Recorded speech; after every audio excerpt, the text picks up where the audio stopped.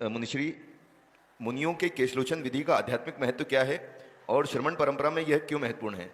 आपको आप इतने कष्ट को किस प्रकार हंसकर सहन कर लेते हैं और क्या यह परंपरा आज भी समयानुकूल है? बहुत अच्छा प्रश्न किया। आज के ज़माने में क्या शरीर को इतना कष्ट दिया जाना चाहिए? जो दिगंबर जैन साधु होते हैं वो हर 2 महीने में 3 महीने में अपने सिर के बाल, दाढ़ी मूछ के बाल अपने ही हाथों से लोच कर लेते हैं। आचाश्री का नियम था, आचाश्री हर 2 महीने में नियम से केशलोंच करते ही थे और वो उत्कृष्ट विधि मानी जाती थी। तो जब केशलोंच कोई साधु करते हैं तो शरीर को कष्ट होता है कि नहीं होता है? दर्द तो होता है। तो फिर ये कष्ट क्यों देते हैं साधु? कोई पागलपन का दौरा तो पड़ा है उन्हें? ऐसा तो नहीं। ये ज्यादा कष्ट देना ठीक है कि नहीं, कई लोगों के मन में ये प्रश्न उठता है और जैसा प्रश्नकर्ता ने प्रश्न किया उनके मन में भी प्रश्न उठता है। अब देखिए, जो भी जीव, जो भी मनुष्य इस मोक्ष मार्ग को अपनाता है, साधु धर्म को अपनाता है, साधु बनता है, तो वह आत्म कल्याण के लिए बनता है। उसका पूरा विश्वास है कि आत्मा अलग है और शरीर अलग है, अर्थात वह भेद विज्ञान से भरा हुआ होता है। वो ये जानता है कि कष्ट शरीर को हो रहा है और आत्मा तो हमारी जुदा है। तो जो वैराग्य से भरा हुआ जीव होता है उसका राग शरीर में नहीं होता है, उसका राग हमेशा आत्मा में होता है। अपने वैराग्य की परीक्षा करने का एक मौका होता है कि हमारा भेद विज्ञान कितना है। जब शरीर में कष्ट हो रहा है तो हमारी समता बनी है कि नहीं, यह एक परीक्षा की घड़ी होती है। तो हमेशा जैसे सैनिक जो बॉर्डर में तैनात रहता है, जो आर्मी में रहते हैं, वो हमेशा प्रैक्टिस करते रहते हैं कि नहीं, कि एक बार एंट्री हो गई तो हमेशा सो जाते हैं। प्रैक्टिस डेली करते रहते हैं। मॉर्निंग 4 o'clock उठना है, दौड़ना है, एक्सरसाइज करना है, प्रैक्टिस करना है। क्यों? ताकि वह अलर्ट बने रहे। ऐसे ही साधु का जीवन एक सैनिक की भांति होता है। एक बार वैराग्य उत्पन्न हो गया तो वो हमेशा बना है कि नहीं, उसकी परीक्षा करते रहना चाहिए कि हमारा राग कहीं शरीर से तो जागृत नहीं हो गया।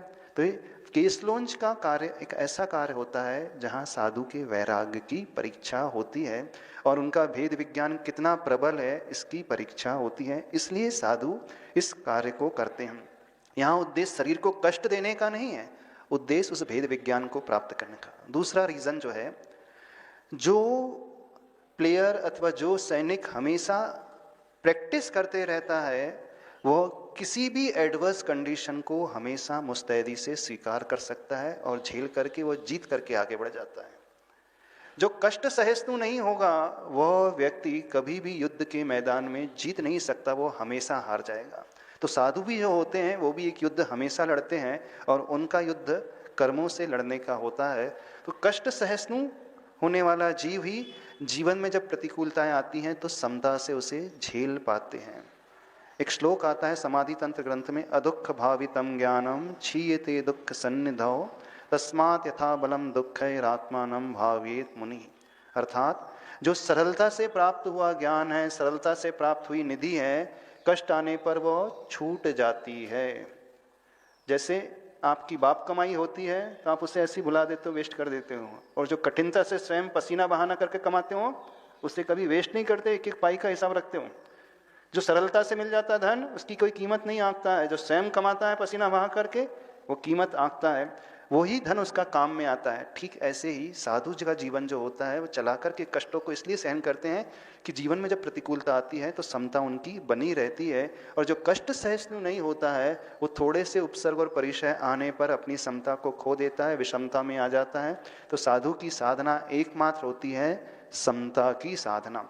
जब हम शारीरिक कष्टों में समता रख पाते हैं तभी हम मानसिक कष्टों में भी समता रख पाएंगे। अर्थात मानसिक रूप से जो परिचय आते हैं, मानसिक रूप से जो उपसर्ग होते हैं, ये हमारा मन कितना समता में है कि नहीं, इससे इस मानसिक समता का विकास शारीरिक समता से होता है। और तीसरी अगली बात हम कहना चाहते हैं, आचार्य भगवंतों ने ग्रंथों में लिखा है कि बिना तपे तो मुक्ति हो ही नहीं सकती, बिना तपे तो बारिश भी नहीं होती, बिना तपे तो घड़ा भी नहीं बनता, बिना तपे तो दूध में से घी भी नहीं निकलता है। शुद्ध अवस्था की प्राप्ति हमेशा तप करके ही होती है।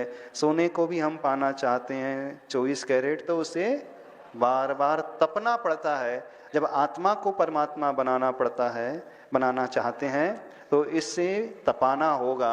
जब तक तपाएंगे नहीं तब तक आत्मा परमात्मा नहीं बनेगी।